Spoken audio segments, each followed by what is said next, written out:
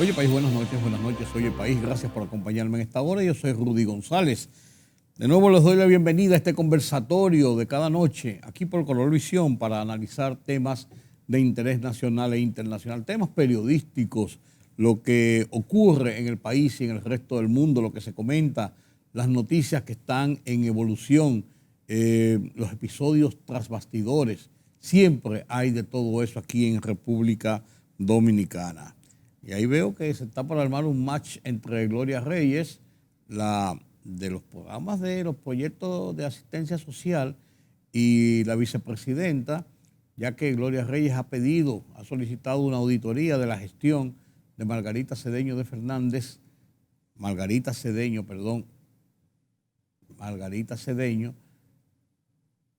durante el periodo 2012-2020. Y ese es un derecho que tiene la incumbente de ese departamento. Y no es malo, es bueno que se aclaren bien las cuentas públicas. Lo que sería malo es que esto sea parte de un proceso de discusión política por el hecho de que Margarita está lanzada a la calle del Medio buscando la candidatura presidencial por el PLD para enfrentar al partido de gobierno en las elecciones del 2024. Y Gloria Reyes es una activista política. Entonces, si trasvasamos el interés de la administración pública a la rebatiña política, pierde credibilidad la acción que se pudiera dar. Y entre ellas ha habido ya un roce y un cruce de palabras. O sea, esto no es de ahora. Pero la acción por acción de solicitar una auditoría no es malo. No es malo. Los propósitos, el trasfondo sí puede ser pecaminoso, pero también puede ser vacuo, para llamarle de alguna manera. Pero esas son las cosas de la política aquí en República Dominicana. Un hecho importante, trascendente. Me sentí con tanta satisfacción con la decisión de la Universidad Autónoma de Santo Domingo de entregar en un acto este martes, al doctor José Joaquín Puello, un honoris causa más que merecido. Más que merecido. José Joaquín Puello es uno de los virtuosos de la medicina en República Dominicana. Un hombre que ha dedicado su vida entre la medicina y el deporte. Una vez participó en algo político con una candidatura vicepresidencial, que lo estaban bailoteando por ahí, pero su vocación de servicio a través del deporte, pero principalmente a través de la medicina, ha ayudado mucho y a mucha gente en este país. Más que merecido ese honoris causa para el doctor José Joaquín Puello, neurocirujano, una persona por demás sencilla, afable, amigable, respetado por todo el mundo, una persona que cae bien, que es liviano, así como ustedes lo oyen. Buena decisión de la UAS de otorgar este reconocimiento a José Joaquín Puello. Y un hecho importante que ocurrió y que no podemos dejar pasar por alto. No podemos y no debemos dejar pasar por alto. Es lo ocurrido en el aeropuerto de Punta Cana, donde las autoridades decomisaron unos 200 kilos de cocaína escondidos en los sistemas de navegación de un avión privado que estaba listo, preparándose para partir hacia Canadá, un vuelo privado. Varias personas canadienses, un hindú y un dominicano bajo arresto, entre 11 que están siendo investigados por las autoridades. Y digo que es importante porque esto les indica, señores, las muchas vías que usa el narcotráfico, que está usando los carteles de la droga para tratar de llevar sus cargamentos a Europa, a Estados Unidos y a Canadá en este caso. Recuerden ustedes aquel episodio de dos pilotos franceses arrestados ahí mismo en Punta Cana hace unos 8 o 9 años más o menos, 8 o 9 años más o menos, que tenían un avión que iba a Francia, que estaba cargado, repleto, en unas maletas, repleto de cocaína. Esos 2 pilotos fueron arrestados, fue arrestada mucha gente en este operativo, pues después se fueron descartando. Los 2 pilotos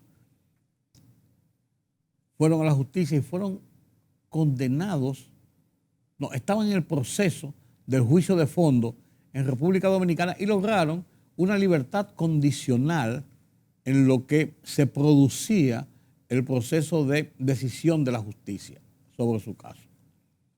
Es un operativo casi de fuerzas especiales. Un ciudadano francés con mucha influencia en su país y que incluso participó como miembro de la Legión extranjera de Francia, llegó aquí por estos lares en República Dominicana, preparó toda una trama y sacó a los 2 pilotos en libertad condicional. Un tercero estaba interno en una clínica aquí en Corazones Unidos. 2 estaban en libertad. Los sacó en un velero, aparentemente haciendo labor de turismo. Lo llevó a una de esas islas, a Martinica me parece que fue, lo llevó a una de esas islas en el Caribe, de las Antillas Menores, y de ahí cogieron un vuelo a Francia. Claro, cometieron el grave error, la gran estupidez de cuando llegaron a Francia, estaban allá y hicieron una conferencia de prensa informando que se habían escapado, que habían logrado escaparse porque la justicia quería condenarlos aquí, y allá la justicia le echó manos inmediatamente y comenzó un proceso en su contra. Finalmente, hace un tiempo después, fueron libertados. Pero el hombre que hizo toda la operación de sacarlos del país, aquel francés, fue arrestado después en Sudáfrica, me parece que fue arrestado en uno de esos países árabes, fue arrestado porque se le había puesto un warrant, una búsqueda a través de la Interpol, y lo agarraron por allá. Lo trajeron a Francia y le metieron cárcel y le metieron condena por una operación de esa naturaleza relacionada con el narcotráfico, porque en estas luchas del crimen internacional, narcotráfico, terrorismo, trata de personas, lavado de activos, corrupción, una serie de violaciones a la ley están tipificados como delitos internacionales y los países juegan en una misma línea, en un mismo orden para tratar de enfrentar a estos criminales internacionales. Y esto ocurrió. Lo traigo a colación a propósito del arresto de estas personas canadienses, un hindú y un dominicano, vuelvo y digo, con un avión repleto de cocaína en un vuelo privado que se proponía llegar a Canadá. Y esto sigue a el decomiso en esta misma semana, a finales de la semana pasada o esta misma semana, de 1.230, 31 kilos de cocaína ahí en el puerto multinodal, en un furgón que llevaba zapatos, camuflado entre zapatos, y que iba a los Países Bajos, consignado a los Países Bajos, a Rotterdam específicamente. Golpes al narcotráfico. Golpes al narcotráfico.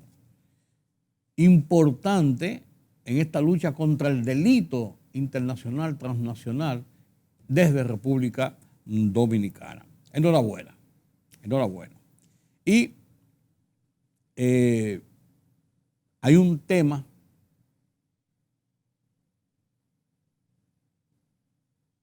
que no quiero dejar de tratar.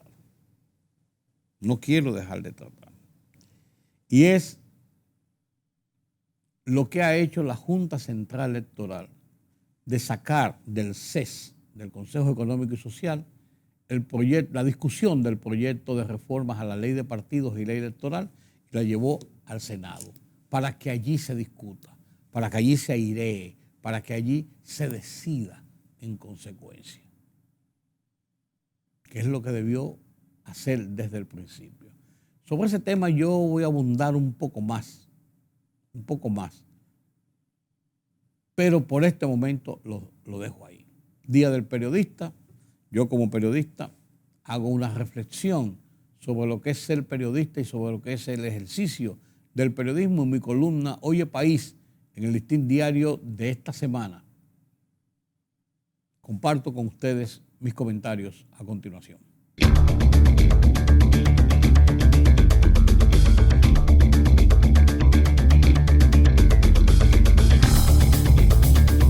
La independencia no existe. Todo ser humano es dependiente de algo, aunque sea de afectos. Los que abrazamos la profesión de periodista, sin embargo, estamos obligados a ser no independientes, pero sí objetivos, no imparciales, pero sí veraces. La política, la corrupción, la ambición de riquezas ha maleado a muchos periodistas, mas no creo que a la prensa como concepto, como profesión y oficio, sobre el ejercicio de la libertad de expresión. Plata o plomo, decían los narcos, y son muchos los caídos a lo largo del ejercicio periodístico en el continente y en el mundo. México acusa en lo que va del año una decena de periodistas asesinados principalmente por el narco. Más de una docena han caído por las bombas y balas de 40 días de la feroz invasión rusa sobre Ucrania. Otros muchos, sin embargo, en el mundo y en nuestro país doblan sus rodillas ante el dinero fácil, la prebenda política y o empresarial, aunque también ante la amenaza, el miedo, el chantaje. El periodismo romántico, como le llamo, ese de los años posrevuelta del 65 con sus peligros callejeros y riesgos de participación política incluidos, ha sido de satisfacción para la generalidad de los viejos.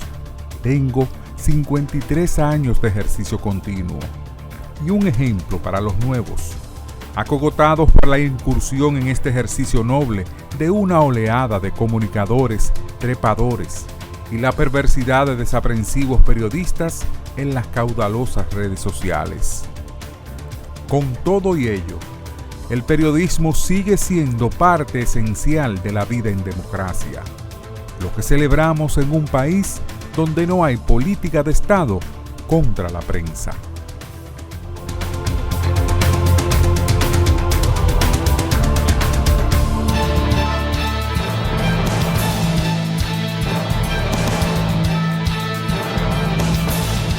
El presidente Luis Abinader anunció que el gobierno dispondrá de un fondo de financiación de más de 2.000 millones de pesos para fortalecer el sector salud privado, al que definió de clave y de gran relevancia social y económica para el país.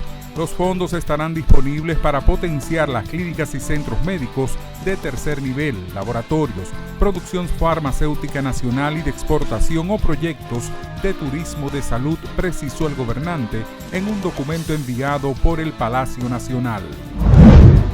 La Superintendencia de Mercados de Valores aprobó el primer programa de emisiones de acciones ordinarias o comunes de la industria del mercado de capitales de República Dominicana.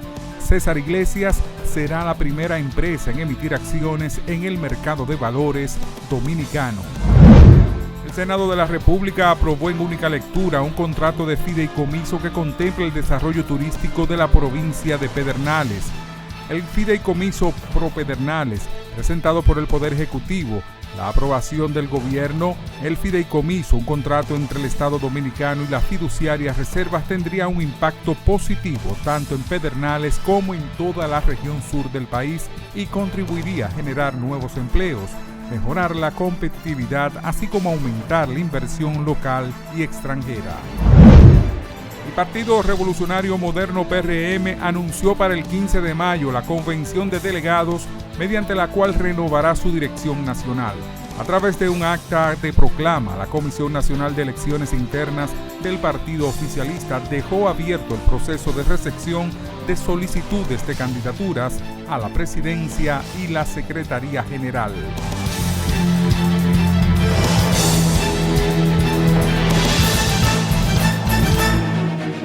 El rumbo de la tarde, plural, objetivo, democrático, la verdad siempre.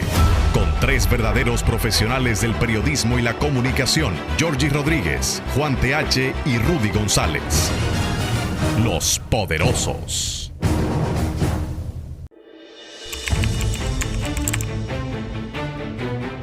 Periodismo de investigación, columnas, opinión, análisis, reportajes de fondo. Hora por hora, una completa plataforma multimedia. Periodismo con valor. Noticias horaporhora.com.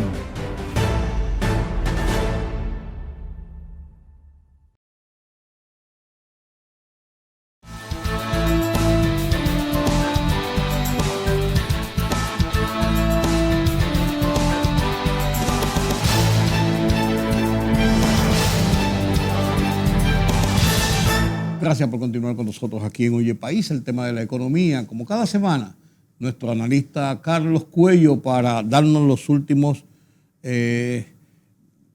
indicativos de cómo va la marcha de la economía en República Dominicana. El Banco Central en esta semana hizo dos anuncios de importancia. Primero hizo una evaluación sobre la economía, pero eso lo vamos a dejar para el segundo tema. Quizás lo que más quisiera yo entender, y espero que ustedes también, es este aumento nueva vez de la tasa de política monetaria en 50 puntos. ¿Qué significa? ¿Por qué llegar hasta ahí? ¿Hasta dónde podemos llegar? ¿Cuál es el objetivo? ¿Cómo impacta realmente en el desenvolvimiento de la economía? Buenas noches, Carlos. Buenas noches, don Rudy. Efectivamente, el Banco Central ya al cierre del mes de marzo, al finalizar el mes, siempre revisa la tasa de política monetaria. ¿Lo hace cada mes? Sí, mensualmente, sí. Es un instrumento de política monetaria, como lo es el encaje legal, como lo es también, como son las operaciones de mercado abierto, o cualquier otro cambio en tasa de descuento o redescuento. En este caso le incrementó, como tú bien destacabas, 50 puntos porcentuales. Estaba en 5, lo había llevado a 5 la vez anterior y ahora le subió 50. Hay que destacar que desde noviembre del año pasado ya se le han incrementado 250 puntos porcentuales. Sí. Esa tasa se bajó como instrumento de política monetaria que es en la coyuntura de la pandemia y la reactivación de la economía. Hubo la necesidad de, digamos, flexibilizar el costo del dinero, ¿no? Y expandir los agregados monetarios. Entonces esa tasa se había reducido a un 3%. Ya se ha incrementado en 250 puntos. ¿El objetivo cuál es? Mira, en este caso hay mucha incertidumbre en la economía mundial. Y la dominicana también. Claro, claro. Hay fuertes presiones inflacionarias. Sí. Toda la economía. A nivel mundial. Claro, claro. Y el conflicto entre Rusia y Ucrania que está presionando las alzas en los precios de las materias primas, ¿no? Entonces, como es natural, el Banco Central tiene que tomar previsiones para evitar que más allá de la inflación importada, que de por sí está sintiéndose, también se evite la inflación por efecto monetario. Como todos sabemos, un incremento en la masa monetaria como el que se produjo a raíz de la pandemia de un 5% de Producto Interno Bruto no va a ser indiferente al nivel de precio de la economía. Claro que no. Pero en ese momento el problema era contrarrestar los efectos de la recesión. Sí. Wow. Entonces, gradualmente se ha ido incrementando esa tasa, ¿no? Que el impacto que va a tener en lo inmediato, ¿no? Va a impactar lo que son el costo del dinero y los niveles de demanda de la economía.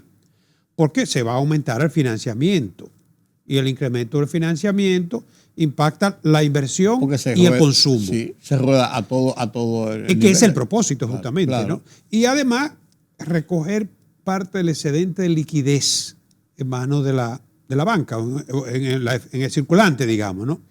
Con el incremento de esa tasa, imagínate tú, los bancos están captando a un 4% tiene mucho dinero barato. El Banco Central, esta tasa que no es una tasa de referencia, es una tasa del Banco Central con los bancos, pero está por encima de lo que es la tasa de captación de los bancos comerciales, ¿no? Entonces, ya, de hecho, el Banco Central dice que ese incremento que produjo en los agregados monetarios de 215 mil millones a raíz de la pandemia se ha reducido considerablemente porque ha habido amortización de préstamos.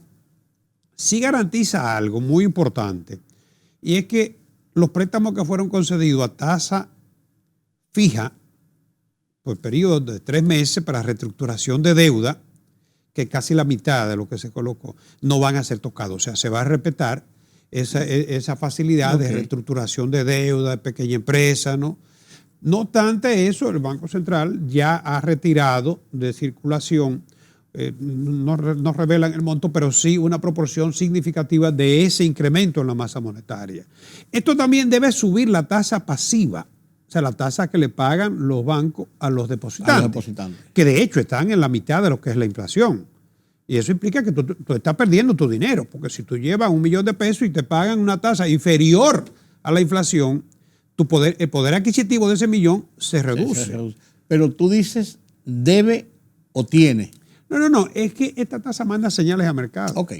También entonces lo lógico es que pase en un sitio y en el otro. Claro, va a elevar el costo del dinero y en consecuencia va a reducir los niveles de inflación, de los niveles de demanda, tanto por el consumo como por la inversión.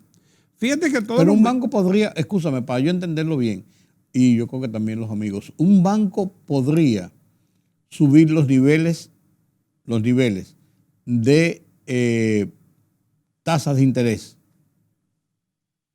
a sus usuarios y no subir la tasa de colocación de los usuarios a ellos. Normalmente hay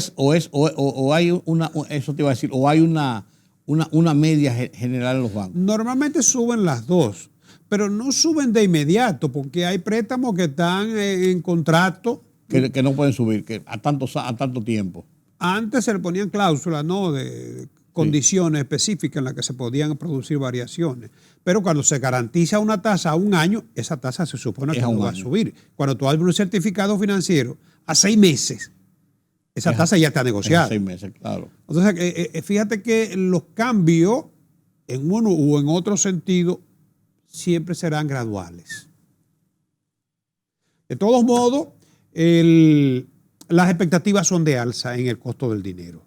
Es un mecanismo, no solamente lo está haciendo República Dominicana. Tú y yo comentábamos la semana pasada de cómo la Reserva Federal, el Banco Central de los Estados Unidos, incrementó su tasa, que la tenía inamovible desde hacía varios años. Europa también está haciendo lo mismo. Chile la aumentó incluso a un 7%.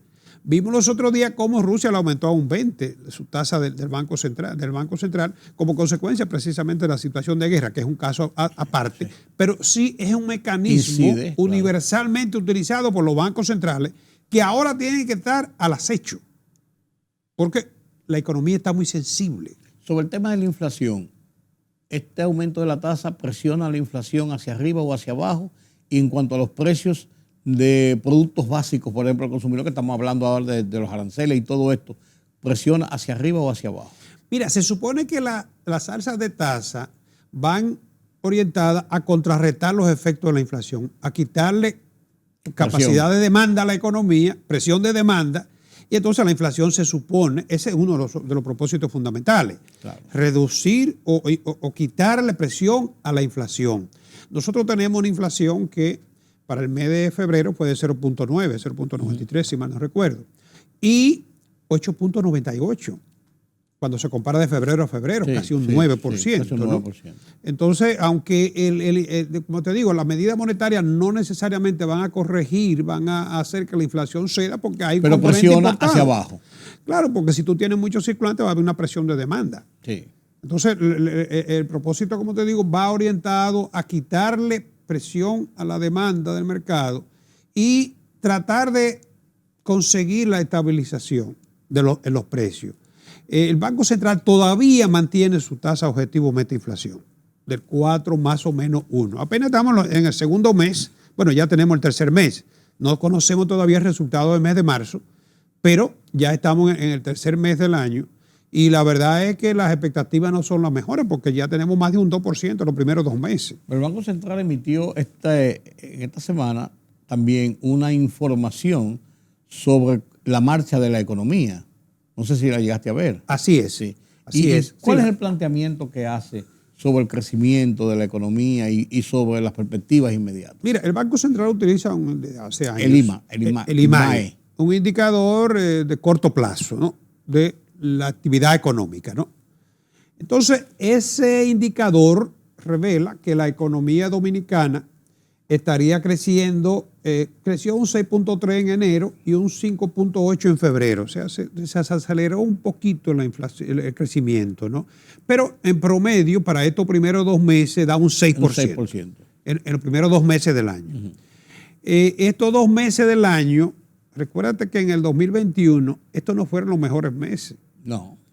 La vacunación comenzó, tú fuiste de los primeros, en febrero. En febrero a los médicos, pero al público general en marzo, principio de marzo. Febrero los médicos y ustedes, las personas mayores, tuvieron prioridad, ¿verdad? Sí, en marzo, el 3 de marzo. En marzo, exacto. Y ahí comencé yo. Exactamente. Yo lo sé porque el primer día que se abrió a los adultos mayores como yo, sí, yo fui a acudir a la vacuna. Yo caí después, como un mes después. Pero bueno, entonces fíjate que esos meses todavía tienen a favor eso. Sin embargo, marzo, abril y mayo, tú recuerdas que hubo un mes, creo que fue abril, que fue un 47% de crecimiento, sí, un 25%, bajó después a un 13%. Bueno, el año pasado crecimos por encima de un 12%, ¿no? Sí. Entonces, es muy probable, y el Banco Central se pone adelante y lo dice, ¿no? Que probablemente el crecimiento ya comienza a desacelerarse, ¿no? Cuando tú lo comparas con un año que fue espectacular, como el del año pasado, independientemente de que se comparó con un año muerto, como fue el año 2020, pero como quiera, más que un rebote, hubo un crecimiento. Y los números son los números. Claro. Entonces, es muy probable, aunque el Banco Central mantiene su pronóstico de un 5 a un 6%, es muy probable que se sitúe más cerca de lo que, digamos, la escala inferior, porque esos meses van a ser muy diferentes. Ya el mes de marzo terminó ya, habrá que esperar, sí, ¿no? Sí. Generalmente está después de la segunda quincena, sí, ¿no? Sí. Pero el reto es más fuerte con esos meses. Y es casi seguro, como te digo, que con la situación también de la guerra de Ucrania y Rusia, el incremento de precios, que de por sí también reduce la capacidad de demanda de la gente, ¿no? La inflación. Entonces, es muy probable que ese crecimiento podría, en el mejor de los escenarios, ojalá logremos un 5%, que sería el potencial de crecimiento de la economía. Pero la verdad, las expectativas ahora no son las mejores, sí, ¿no? No, y el Banco Central lo plantea en ese documento, bastante largo, 6 páginas, sí, con unos cuadros. Yo anoche leí un poco. Sí, tú me la mandaste por lo menos. De los términos del documento, sí. Porque me llegó hoy, digo, se lo mandé, sí, precisamente a los amigos y a los que manejan el tema, por si no le había llegado. Y entonces vi que hay muchas ponderaciones de cautela, con cautela. Sí. Son con mucha previsión. Sí. O sea, en casi todos los elementos de los procesos de la economía que analiza el documento es con precaución, sin aspavientos y sin cantos de sirena. Estamos en esta situación, pero con moderación, con expectativas, con un seguimiento. Me pareció muy acertado, sí, esa tónica del informe. El mensaje yo creo que es positivo. Por el hecho de decir, señores, estamos acomodando, pero... Sí, porque cuando hay situaciones así de incertidumbre, lo peor que se puede hacer es no ofrecer la información oportuna. Claro. Porque entonces eso crea más... Y la gente piensa que hay algo. Claro. Por algo. Hay que destacar que el sector que más creció fue el de hoteles y restaurantes, o sea, turismo, ¿no? Sí, hoteles, bares, con una tasa de un 37.1. Sí. Más adelante vamos a ver cuál fue el comportamiento del sector más en detalle, ¿no? Los servicios, otros servicios, 11.2, manufactura y zona franca, un 10.2, sí, el comercio 9.6, transporte 9.3. Esos fueron los sectores que tuvieron mayor crecimiento. Sí. El sector inmobiliario no quedó incluido entre los sectores. El sector inmobiliario ahora yo creo que se enfrenta a una situación contraria a lo que había venido experimentando. Y es que la salsa de costo del dinero, de los intereses, perjudica mucho. Aumentó mucho. Y encima de eso la inflación final, ha elevado los costos. Claro. Hay gente que se queja de que le han variado precios de ofertas de un mes a otro de un 20%. Sí. Y hasta de un 25%. Sí. O sea, y eso es mucho, Carlos. Eso es claro, mucho. Claro. Porque si a ti te aumentan un 5% en una valoración que te habían hecho para una entrega, vamos a suponer, en agosto de este año de un apartamento, de una propiedad, tú calculas eso mismo, el precio de la inflación, lo que sea, me aumentan un 5% y es acomodable, pero un 20% ya te puede sacar de presupuesto. Claro. Y en el caso específico de las exportaciones, tuvieron un crecimiento de un 14.4%. Aquí bueno. La zona franca sumaron unos 633.7 millones en el mes pasado. Las importaciones se incrementaron, se dispararon un 40% porque las importaciones petroleras no ha habido forma de controlar, ni hay forma de que nosotros podamos controlarlas, ¿no? De todos modos, en lo que va del año, el país ha importado 4.500 millones de dólares y las exportaciones se mantienen en crecimiento, ¿no? Mira, a ver, el ajuste del gobierno, el subsidio del gobierno a las importaciones petroleras para evitar el traspaso al consumidor de combustibles fue de 1.130 millones de pesos en una sola semana.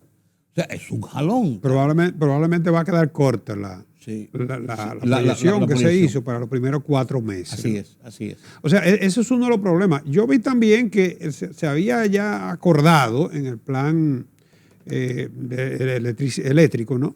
Se había acordado que se iba a reajustar la tarifa, ¿no? Cada 3 meses. Sin embargo, ahí parece que también se está retrocediendo, ¿no?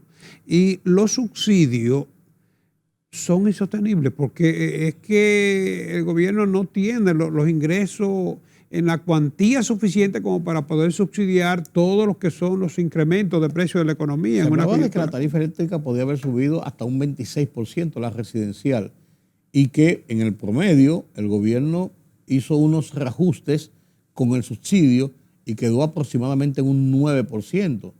Pero aumentar un 26% de un golpe a cualquier cosa en un país con problemas en la economía, fruto de la situación mundial, pero en problemas de la economía, es un fósforo en un barril de pólvora. El problema de la inequidad en los subsidios, como ya lo hemos dicho muchas veces, no nos cansamos de repetirlo, es que cuando son generalizados podrían estar favoreciendo a quienes pueden hacer sacrificios, tienen capacidad de sacrificio. Claro. No me gusta ponerse uno de ejemplo, pero si a ti a mí nos suben la gasolina en 20 o 30 pesos, probablemente vamos a buscar la manera de economizar. Sí, pero lo aceptamos. Ahora, cuando no se actúa a tiempo, entonces la gente lo que hace es que derrocha. Y eso, el año pasado nosotros tuvimos incremento en la factura petrolera, pero también tuvimos incremento en el consumo. En el consumo. Cuando los precios son racionalizadores de consumo. Sí, debían ser. En el caso de los combustibles, no. No, porque es lo que te digo, como se mantiene ese subsidio, está beneficiando a más del 75% de los consumidores. En última instancia, los de menores ingresos, que no son más del 10%, son los que deberían recibir ese subsidio. La mayor parte de ese subsidio, claro. Es difícil, es odioso administrar subsidios. Eso es verdad, ¿eh? Lo más cómodo es que sean generalizados. El problema es cuando son generalizados, benefician a quienes no deben. A quien tú debes cobrarle al estilo Robin Hood, para entonces devolverle a los que no pueden. Claro. Esa debía ser la tónica, pero no lo es. Y además obliga a la gente también a utilizarlo con más moderación. Hacer una economía lógica en su propio beneficio. Sí, el transporte colectivo yo creo que va a favorecer un poco en ese sentido, ¿no? Aunque veo que están apedreando los autobuses. Y a mí lo que me preocupa es si realmente el transporte colectivo va a ser usado como transporte colectivo y no se sacan las chatarras y van a seguir por otro sitio transitando. Entonces estaríamos Yo voy más lejos. A mí lo que me preocupa es que queremos poner orden entregándole la actividad a quienes son los responsables del desorden. Del desorden, claro. Públicamente. Así es. No confío, no puedo confiar. Claro, así es, así es. Bueno, lo que sí confiamos es en el turismo, claro. El turismo como actividad parece que ya está en franca recuperación. En el mes de marzo se recibieron 617.756 visitantes no residentes. En definitiva, turistas, ¿no? Sí, sí. Porque esos dominicanos que no son residentes, cuando vienen aquí, vienen a pasear, igualito que los de allá. Y algunos se van a los resorts también, ¿no? Entonces, esos dos residentes, estamos hablando de un 229% por encima de marzo del año 2020, ¿no? ¿Un cuánto por ciento? Un 229%. Claro, 2020 fue claro, el cierre prácticamente de la economía, pero un 197% por encima del 2021, que también todavía estaba... Todavía a principios del 2021. Sí, todavía no había vacunado. Sí. Todavía había restricción, ¿no? Así mismo con pero bueno, porque es importante que esté subiendo. Claro, pero fíjate que perdimos casi 60.000 turistas que venían de Rusia y de Ucrania. Sin embargo, fueron compensados con Canadá, con Estados Unidos, con Argentina, parece que se interesaron por la oferta del baile del merengue, ¿no? Pero también figuran aquí. O sea, lo importante es que el país pudo compensar la falta de los turistas rusos, que el 15% del turismo europeo, de los turistas rusos y ucranianos, con canadienses, argentinos y europeos occidentales, ¿no? El 84% de estos visitantes son no residentes y el 16% son dominicanos no residentes, o sea, son extranjeros, el 84%, y 16% son dominicanos no residentes.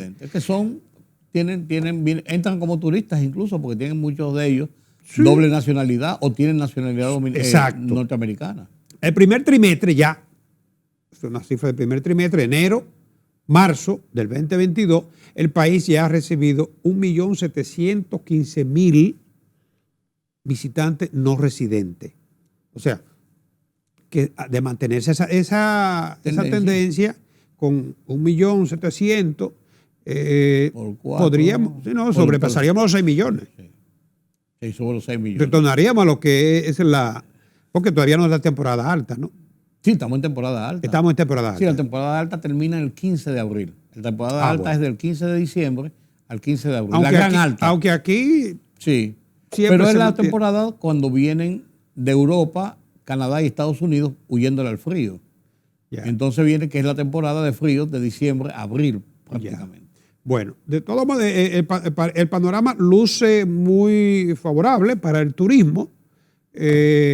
Y está muy activa, el Ministerio de Turismo está muy activo en la feria, la publicidad, por ejemplo, que la han volcado hacia el Canadá, que siempre ha sido un buen mercado para el turismo dominicano. Sí, pero claro, como ya la pandemia parece que está quedando atrás, nosotros llevamos creo que ya 3 semanas sin registrar muerte por COVID. Y hay que pensar en que va a aumentar significativamente, y es bueno consignarlo, el turismo de Canadá y Estados Unidos a partir de que el Departamento de Estado de Estados Unidos anunció esta semana el hecho de que colocaba a República Dominicana en categoría 2 nueva vez sobre las alertas referentes a acciones de violencia y de contagios por el COVID.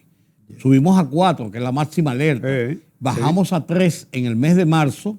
Bajamos a 3 en el de marzo y ya comenzando abril se baja a 2. O sea que eso va a influir en que las personas, porque hay mucha gente que se lleva de esto. ¿Qué está pasando en República Dominicana? No, es un país seguro. O es un país seguro o por salud o por violencia, o sea, por seguridad. Bueno, es seguro, entonces se alientan a venir. Si le dicen, cuidado, pueden desalentar. Sí, por ejemplo, de Canadá, Reino Unido, como decía, de Argentina, Alemania, están llegando más turistas, porque es que ahora también hay destinos que están hasta casi vedados, ¿no? Sí. Por ejemplo, a ti se te ocurriría coger ahora para Cancún, con esas noticias que llegan. Sí, lo pensaría. Lo pensaría 2 veces. Y algunas zonas de México donde aparentemente aquello ha sido imposible controlar la delincuencia, ya los carteles de la droga. Oye, la gente piensa que México está en guerra permanente. Otra vez en su etapa de alta violencia. De nuevo, que se redujo un poco, pero está en alta violencia de nuevo. Entonces nosotros, contrario a esa situación, entonces eso hace que muchos turistas piensen en República Dominicana. Sí, eso es bueno. Carlos, y finalmente el aumento del 4% para la educación. Más dinero, pero los mismos resultados, por no decir peores. ¿Qué pena es? Fíjate que esto comenzó en el año 2012, ¿no? 2013. En el 2013 se puso, ya 10 años prácticamente. Se puso en vigencia. 10 años prácticamente, sí. ¿No? La ley se había aprobado en el 5 o el 6, exacto, pero no se había aplicado. Y entonces en el 2012 Danilo Medina hizo el compromiso de campaña y en su discurso de inauguración, y en el 2013 para el presupuesto se consignó por primera vez el 4% del presupuesto. Estamos hablando de que alrededor del 20% del presupuesto va a educación. Y eso se ha respetado. Claro, ¿no? Claro. Lamentablemente los resultados los tenemos a la vista. La calidad no ha sido lo No. Seguimos ocupando de los peores lugares. Cuando vamos a pruebas comparativas, como la prueba PISA, ¿no? Internacionales, teníamos la esperanza de que 10 años después, el plan decenal comenzó antes. Sí, ¿no? claro. 10 años después, 20 años después de estar enfocando mejor la educación, íbamos a estar mejor situados, porque la verdad es que en ese sentido lo que hemos tenido es retroceso. Y todavía los viejos dicen, con mucha razón, que un octavo curso de antes tenía más nivel que un bachillerato de ahora. Sí, eso es verdad. Y en las pruebas PISA salimos que nuestros bachilleres, cuando se comparan con un bachiller de otros países, muy deficiente, de los últimos lugares. Entre 4 y 5 años de retraso. Sí. Entonces es lamentable porque un documento del Ministerio de Educación dice que 135 mil millones adicionales se ha recibido desde el 2013. 135 mil millones adicionales, ¿no? Sin embargo, el 76% se ha ido a compensaciones salariales y no alcanzan. Todavía y se quiere más y se exige más y se reclama en condiciones irresponsables donde, óyeme, después de venir de una pandemia con la deficiencia con que se ha estado formando por las limitaciones de la pandemia, comenzando la recuperación, ¿no? Entonces, un paro también. De los maestros que realmente son el punto principal de las deficiencias que tenemos. Pues ya lo vimos ahí, Carlos, cuando hicieron las pruebas para la admisión. Pero ¿qué es lo que apenas el 40% tuvo unas calificaciones más o menos. Sí, porque ese es el problema. O sea, todo el mundo le llama atención. Bueno, que en Taiwán los profesores son los mejor pagados, es verdad. Sí, pero también se mide su competencia. Claro. Y el sistema tiene que reflejar la calidad del producto. Claro. Pero aquí, primero, todo era porque eran mal pagados. Ahora, ese no es el problema. Ese no es el problema ahora. Es un problema de deficiencia de formación. Y tú le duplicas el presupuesto, entonces los reclamos, porque también se le duplica el sueldo, van a ser mayores. Porque hay un problema también aquí de vocación en el servicio de la enseñanza. Y eso es lo que se ha perdido. Que ser maestro es una vocación. Los que tú y yo tuvimos en aquella época. Maestros de verdad. De vocación. ¿No? Y por eso solamente ese maestro puede formar buen producto, ¿no? Entonces, lamentablemente, el 97% se ha ido en gasto corriente. Solamente un 2.83 se ha ido a gasto de capital, a inversión, a infraestructura, a centro tecnológico, que es fundamental hoy en día. A calidad. Entonces, lo más lamentable del caso es que tú tienes entonces una brecha que se va ampliando más entre los que vienen de sectores humildes y los que pueden pagar un colegio, que sí invierten en buenos programas, en software, en centros de tecnología y además en entrenar sus profesores. Porque de eso que se ha gastado aquí, sería lo de menos que se incurre en gasto corriente. Pero en formación. ¿En qué por eso te digo, claro, en formación. En la superación del maestro. Sí. Eso es lamentable. Es lamentable, incluso que la política, con sustituciones de posiciones, de cargos, de empleos, no es lo que ha reflejado un aumento en la calidad. Y eso porque tú dirías, bueno, es que vamos a sacar todo lo que había para poner los nuevos, que son, pues no, ni siquiera por ahí se ha reflejado nada. Sí, pero hay gente también que debería salir, porque esto parece como los sindicalistas de los choferes. No, totalmente. Óyeme, Carlos, totalmente. Es relegándose. Lo mismo. Y viene el otro, y viene el otro, y viene el otro. Otra cosa que ha hecho mucho daño en la política. Es lo que digo. Eso. En vez de reflejarse en cambios importantes como se habla en campañas, no, al contrario. Vamos de mal en peor. De mal en peor, lamentablemente. Bueno, y eso afecta el potencial de la economía. O del desarrollo. Porque el capital humano hoy en día es, si no uno de los más importantes para el desarrollo económico. Claro, la base de la educación. Claro. Por ahí comienzan las cosas. Bueno. Gracias, don Carlos. La semana que viene tenemos una nueva tertulia sobre el tema de la economía. La semana que viene es Semana Santa, vamos a dedicarlo al Señor. Sí, pero hablaremos algo de economía, no se apure. Bueno, siempre es importante. Hay una economía que se mueve también. Siempre yo saco unos fragmentos de todo esto. Y hay una economía que se mueve también en la Semana Santa, la Semana Mayor. La Semana Mayor, con habichuela con dulce y pescado y bacalao. Permítame la pausa.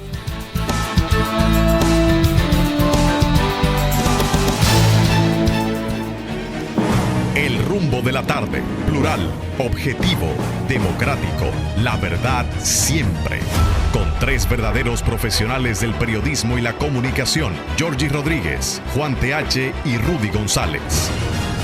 Los poderosos.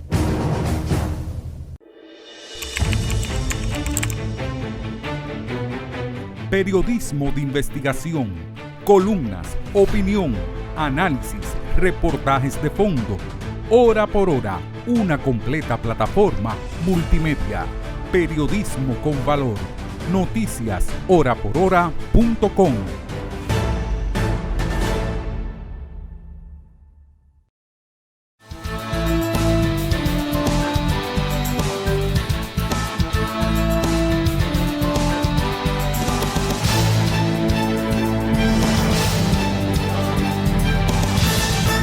La guerra de Rusia sigue siendo el tema central de las noticias en el mundo internacional. Sí, señor, una guerra sangrienta con muchos muertos, con muchas víctimas. ¿Hasta cuándo? ¿Qué pasará? Ya veremos. Pedro Vargas nos presenta las internacionales desde la redacción central de Oye País.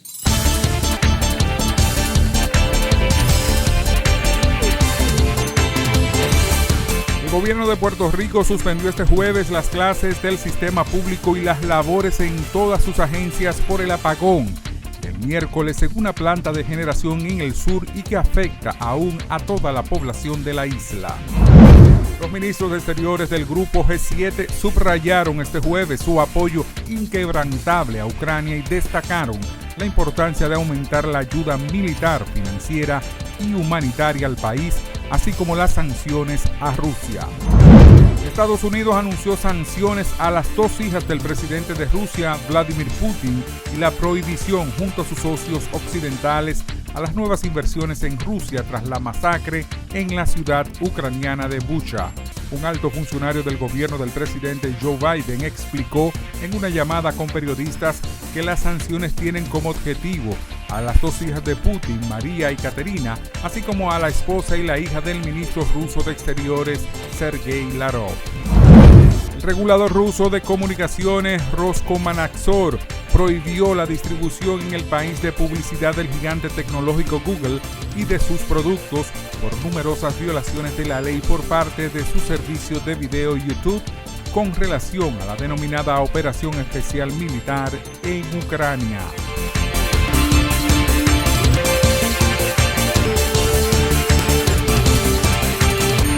Así llegamos al final de esta emisión de Oye País. Gracias por su compañía en esta noche.